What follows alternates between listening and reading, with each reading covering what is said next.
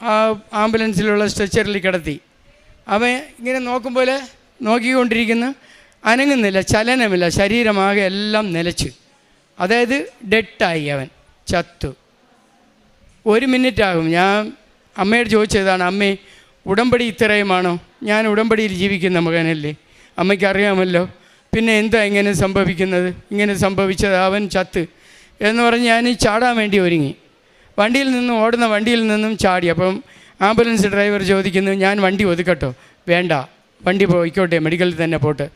അങ്ങനെ ഞാൻ ചാടാൻ ഭാവിച്ച് പിന്നെ അവനെ കിടത്തിയ ഇതിൽ നിന്ന് കൈ ഊരി മാറ്റി ചാടാൻ ഭാവിച്ചപ്പോൾ എൻ്റെ കൈക്ക് കയറി പിടിക്കുന്നവൻ.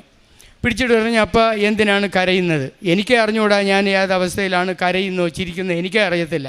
ഞാൻ അവസ്ഥയിലാണ്. അവൻ്റെ മരണം കൺമുമ്പിൽ കണ്ടുകൊണ്ടിരിക്കുന്നത് എനിക്ക് വെപ്രാളം തോന്നി. എന്തൊക്കെയോ ഞാൻ